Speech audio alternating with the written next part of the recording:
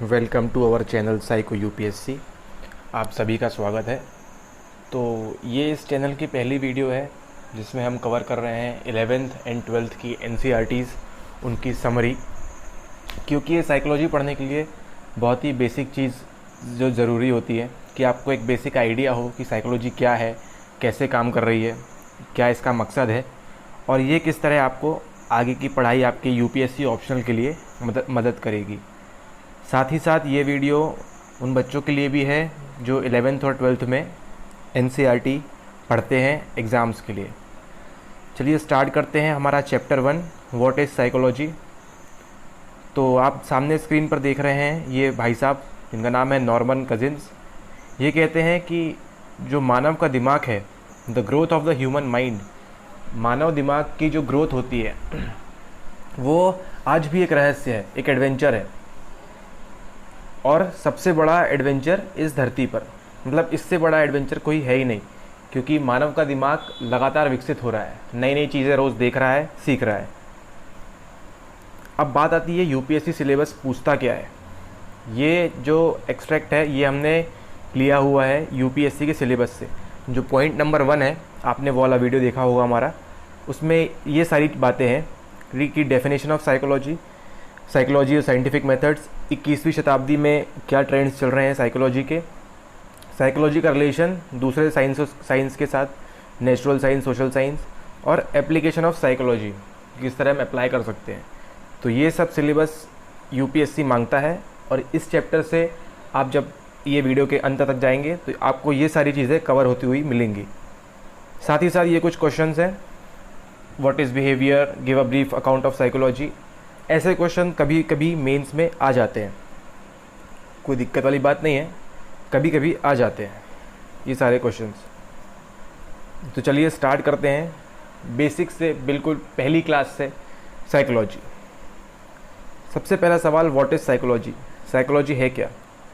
तो देखिए जो साइकोलॉजी है वो ग्रीक वर्ड से मिलके बना हुआ है, दो ग्रीक वर्ड, साइक और लोगोस। साइक मीनिंग सोल और लोगोस मीनिंग साइंस और स्टडी ऑफ अ सब्जेक्ट। तो जो सोल होती है वो एक सब्जेक्ट की तरह डील करते हैं और उसकी स्टडी, उसको क्या कहते हैं हम, साइकोलॉजी।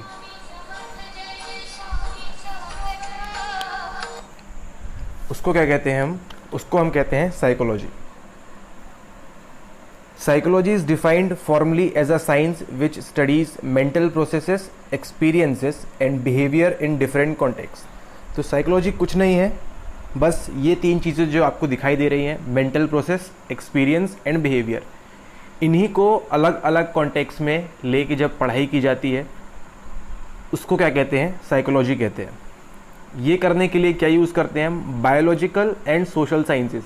बायोलॉजिकल मतलब वो कहाँ से आ रहा है, उसके माता पिता, दादा दादी, जो बायोलॉजिकल फैक्टर होते हैं, जेनेटिक्स, डीएनए, उन सब से के थ्रू स्टडीज़। और सोशल साइंस मींस क्या कल्चर है, क्या एनवायरनमेंट है, एशिया में रह रहा है कि अफ्रीका में रह रहा है कि वेस्टर्न यूरोप में रह रहा है, जहाँ कहीं भी रह रहा है, उनको मिला के जब डेटा सिस्टमेटिकली अरेंज होता है तब निकल के आती है साइकोलॉजी। तो चलिए अब ये 3 प्रोसेस को अलग अलग तरीके से समझते हैं। Mental processes.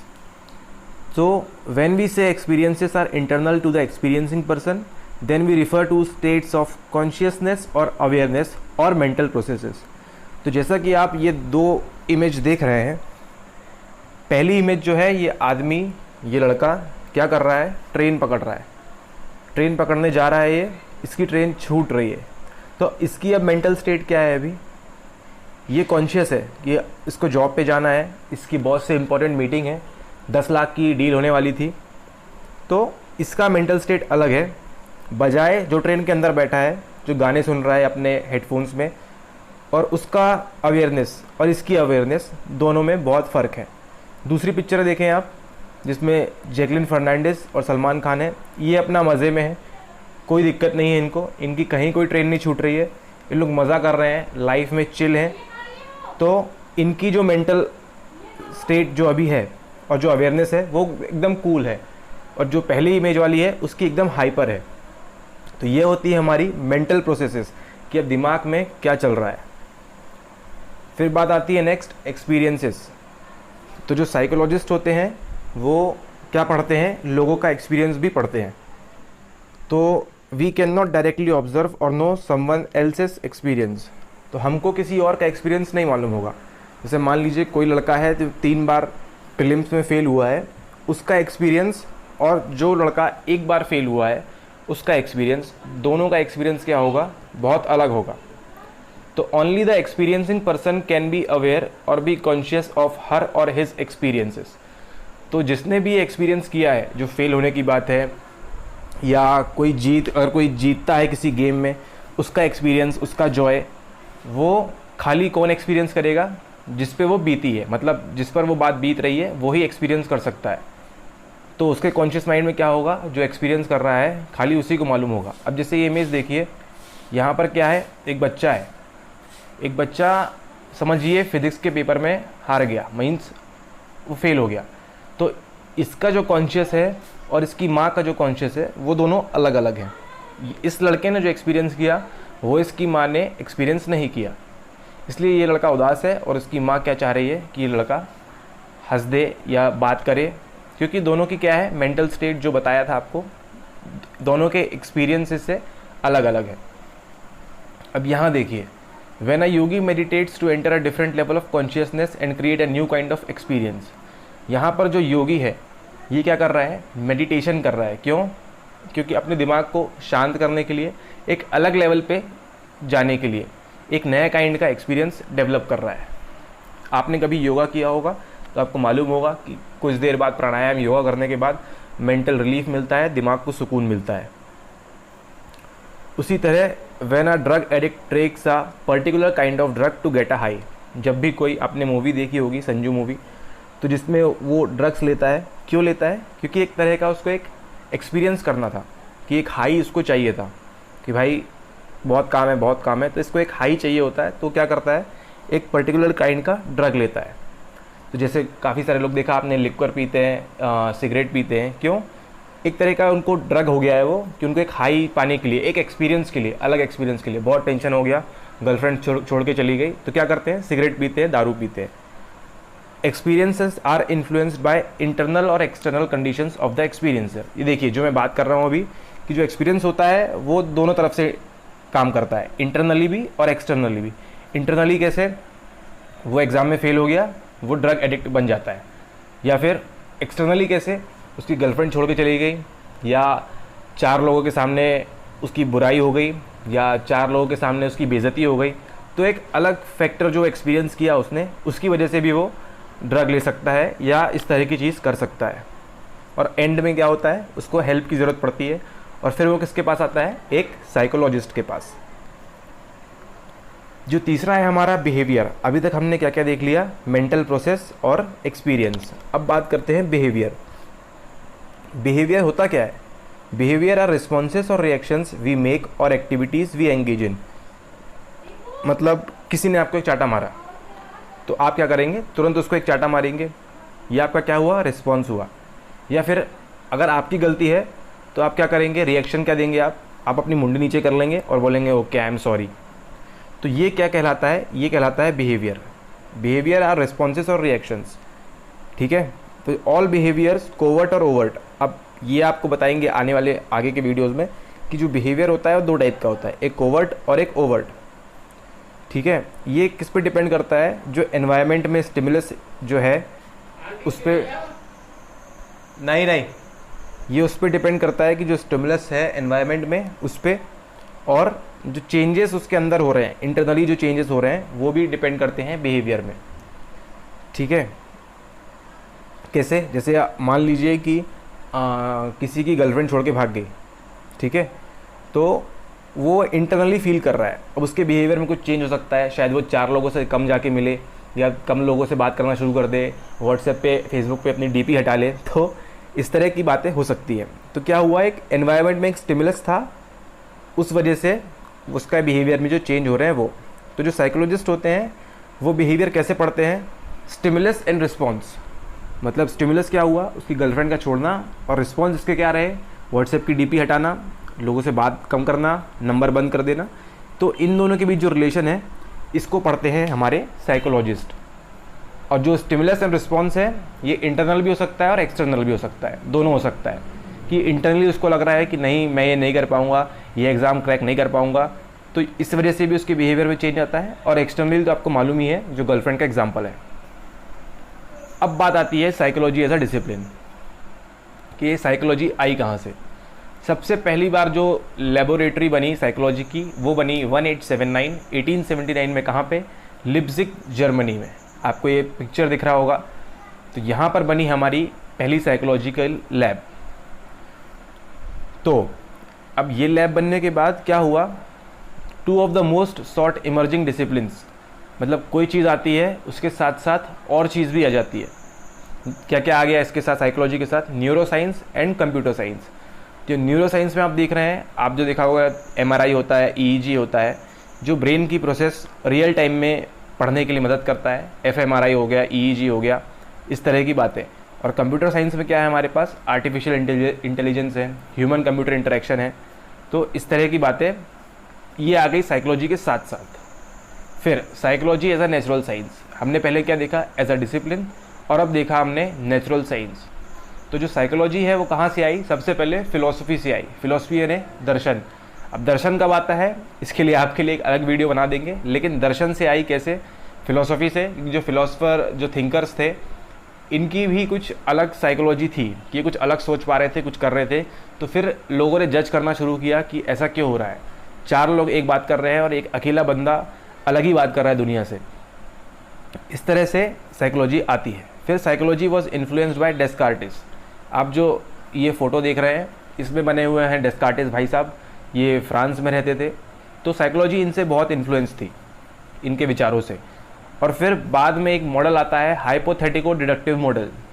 जी हाँ, हाइपोथेटिको डिडक्टिव मॉडल कुछ बड़ा खास मॉडल नहीं है। आपने जो बिग बैंग थ्योरी पढ़ी थी कि पहले उसका क्या देते हैं? थ्योरी देते हैं, और उसके बाद उसको क्या देते हैं? हाइपोथेसिस देते हैं कि ये क्यों, अगर एक्सपांड हो रहा है तो क्यों एक्सपांड हो रहा है।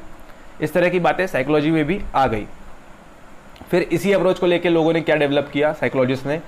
लर्निंग की थ्योरीज, मेमोरी की थ्योरीज, कि मेमोरी कैसे काम करती है, अटेंशन की और परसेप्शन की।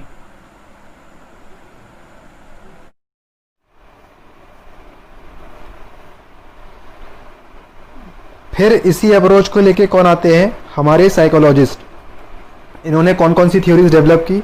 लर्निंग की थ्योरी, मेमोरी की theory, attention, perception, motivation and emotion. तो ये जो सारी थ्योरीज हैं ये साइकोलॉजिस्ट ने डेवलप की, और इनको हम पढ़ेंगे आगे आने वाले चैप्टर्स में। फिर हम बात करते हैं अगली, psychology as a social science, यानी सामाजिक शास्त्र। साइकोलॉजी का एक बहुत ही महत्वपूर्ण योगदान है एज अ सोशल साइंस। क्यों? क्योंकि ये जो मानव है, जो ह्यूमन बींग्स है, इनके बिहेवियर को एनालाइज करती है उनके सोशल और कल्चरल कॉन्टेक्स्ट में।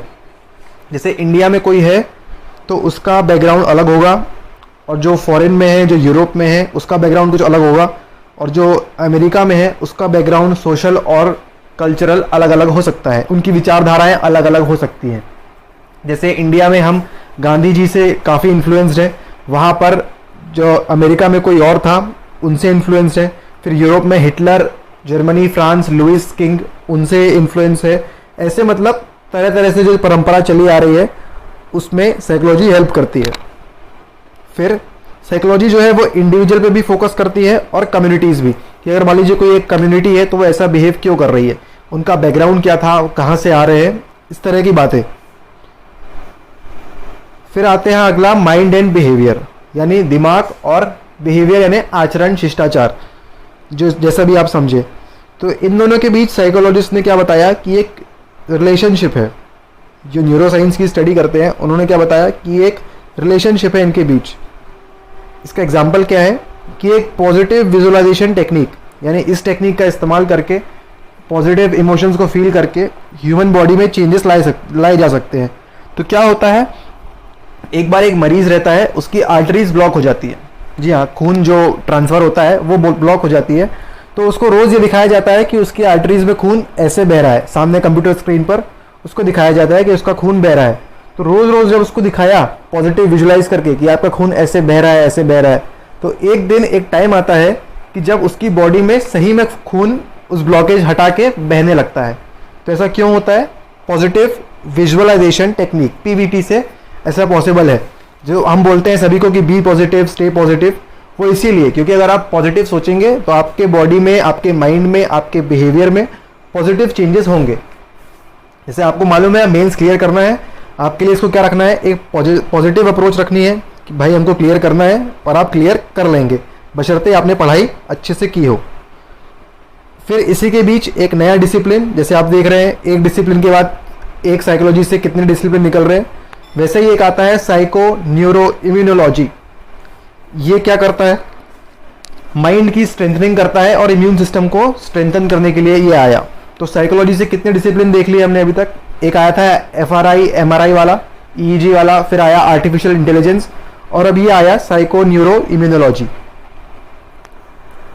फिर नेक्स्ट है पॉपुलर नोशंस। ये दो नोशंस बहुत इंपॉर्टेंट है, out of site and out of mind. तो जैसे आप ऊपर की इमेज में देख रहे हैं, ये है हमारा एग्जाम्पल कि जो विजय माल्या साहब हैं, ये जब तक इंडिया में थे सब इनको बोल रहे थे अरे इन्होंने पैसा खाया, बैंक में ये किया वो किया, और फिर किंगफिशर ये वो फलाना ठिकाना, ये सब बातें की। लेकिन जैसे ही वो विदेश चले गए तो लोगों की नज़रों से, उनकी लोगों की आई साइट से वो क्या हो गए, बाहर हो गए। और जैसे ही वो साइट से बाहर हुए, लोगों के दिमाग से भी बाहर हो गए। तो आज इनकी बात कोई नहीं कर रहा, लेकिन जैसे ही ये इंडिया में आ जाएंगे लोग फिर से चालू कर देंगे कि अरे ऐसा किया वैसा किया ये वो। ठीक है, उसका लाइव एग्जांपल आप देख रहे हैं अभी, रिया चक्रवर्ती। तो जैसे वो अभी तक जेल के बाहर थी तो सब ये बोल रहे थे कि ऐसा ऐसा ऐसा, लेकिन जैसे ही वो जेल में गई अब कोई बात नहीं कर रहा है। अब मामला पूरा चेंज होके कहाँ आ चुका है, हाथरस वाले इंसिडेंट पे आ चुका है। तो आप देख रहे हैं किस तरह से साइट में होना कितना ज़रूरी है। फिर दूसरा है हमारे पास distance makes the heart grow fonder, यानी जो दूरी होती है ये दिलों के बीच को दूरियां बढ़ाती हैं, ऐसा बोलते हैं। तो जैसे मान लीजिए इस एग्जाम्पल में एक लड़का और एक लड़की है, लड़का इंडिया में रहता है और लड़की यूएसए में रहती है। इन दोनों के बीच रिलेशनशिप है, और ये जब दूर हैं तो अच्छी बातें करते हैं, बहुत प्यारी प्यारी बातें करते हैं, और जब पास में रहते हैं तो इनके बीच लड़ाई झगड़ा होना आम बात है। तो जब दूर रहेगा बनी बात है, आदमी किसी को कम देखेगा तो उसके बीच प्यार ज़्यादा बढ़ेगा, जो हार्ट है वो फॉन्डर होगा। तो ये जो दोनों बातें हैं आप देख रहे हैं थोड़ी सी कॉन्ट्राडिक्टरी है, लेकिन आप अपने अपने कॉन्टेक्स्ट में ये सही है। फिर नेक्स्ट हम देखते हैं कॉमन सेंस। अब जो बोलते हैं कॉमन सेंस होना ज़रूरी है, ठीक है ना, ये बेस्ड होता है हाइंडसाइट पे। ठीक है, अब क्या बोलता है, psychology as a science looks for patterns of behaviour which can be predicted and not explain after the behaviour occurs. तो साइकोलॉजी जो साइंस है वो खाली क्या करता है, बिहेवियर के पैटर्न्स को प्रेडिक्ट करता है। क्या करता है वो, बिहेवियर के जो पैटर्न्स है कि अगर उसको किसी ने चाटा मारा तो वो किस तरह से बिहेव करेगा, क्या कर सकता है, उसको प्रेडिक्शन, शायद वो बोले एक और मेरा गाल आगे कर देगा, या शायद वो अपना हाथ उठाएगा या पत्थर उठा के मारेगा। तो इस तरह के बिहेवियर क्या क्या हो सकते हैं, उसकी आंखें बड़ी हो जाएंगी, गुस्से में लाल हो जाएगा वो। इस तरह के जो बिहेवियर है इसको प्रेडिक्ट करना साइकोलॉजी का काम है। और and not explain after the behaviour occurs, एक बार ये बिहेवियर अकर हो गया उसके बाद का एक्सप्लेनेशन ये नहीं बोलता। साइकोलॉजी क्या बोलता है, हमको चीज़ें प्रेडिक्ट करना है कि वो बिहेवियर में क्या क्या पैटर्न हो सकते हैं। फिर जो scientific knowledge generated by psychology often runs against common sense, ये कॉमन सेंस के अगेंस्ट ही जाएगा हमेशा। ऐसा एक एग्जाम्पल क्या है, ये जो आप चित्र देख रहे हैं इस औरत का, ये महिला का, इन्होंने क्या किया 1975 में ड्वेक नाम की ये महिला ने एक स्टडी की। क्या स्टडी की, उन्होंने ये स्टडी किया कि उन्होंने कुछ बच्चे लिए, 10 बच्चे एक ग्रुप में रखा और 10 बच्चे दूसरे ग्रुप में रखा। आप ये देखिए इमेज में, जो लेफ्ट हैंड साइड वाले हैं इनको इन्होंने 50 क्वेश्चन दिए और 50 के 50 इजी थे, इनको सॉल्व करने के लिए कहा गया। और जो राइट साइड में आप इमेज देख रहे हैं इसमें इनको भी 50 क्वेश्चन दिए, लेकिन उसमें मिक्सचर था, कुछ टफ क्वेश्चन कुछ इजी क्वेश्चन। ठीक है, तो लेफ्ट वालों को हमेशा इजी मिले लेकिन राइट वालों को टफ और इजी दोनों मिले। तो एंड में क्या हुआ, जब इनका रिजल्ट आया तो लेफ्ट साइड के इमेज वाले का रिजल्ट कम था as compare to right side. क्यों, क्योंकि इन्होंने दोनों का टेस्ट चखा था, सक्सेस का भी और फेलियर का भी। और लेफ्ट हैंड साइड वालों ने हमेशा सक्सेस देखी, तो जैसे ही उनको एग्जाम में टफ क्वेश्चन दिए गए तो उनका ईमान डगमगा गया। इसलिए हमको भी यूपीएससी प्रिपरेशन में दोनों चीज़ें करनी है, टफ क्वेश्चंस भी देखने हैं प्लस इजी क्वेश्चंस भी देखने हैं, ताकि एग्जाम में हम पैनिक ना हो। ऐसा ही रियल लाइफ एग्जाम्पल भी आपको मालूम है कि इस तरह से हमको पढ़ाई करनी चाहिए अपनी रियल लाइफ में भी। इजी क्वेश्चन कर लेंगे तो आपको पैनिक हो सकते हैं, अगर मिक्सचर करेंगे तो आपके लिए इजी होगा। ये स्टडी किसने की? ड्वेक ने की। कब की? 1975 में। अब चलते हैं आगे। स्टडी ये भी कहती है अगर आपने किसी चीज़ की प्रैक्टिस बहुत बार की होगी, अच्छे से की होगी, तो लोगों का प्रेजेंस आपकी परफॉर्मेंस को बढ़ा देगा। जैसे मान लीजिए एग्जांपल आप इमेज में देख रहे हैं, आपने डांस की प्रैक्टिस खूब की, एक डांस की प्रैक्टिस आपने 500 से 600 बार की, तो जैसे ही आप उसको परफॉर्म करने के लिए स्टेज पर जाएंगे, आपका परफॉर्मेंस और बेहतरीन हो जाएगा, इंक्रीज हो जाएगा। क्यों? क्योंकि सामने जो आपके स्टेज के नीचे लोग बैठे हैं वो आपको देखने के लिए आए हैं, तो वहाँ पे आपका क्या होगा? परफॉर्मेंस अच्छा हो जाएगा। तो अब बात आती है इवोल्यूशन ऑफ साइकोलॉजी।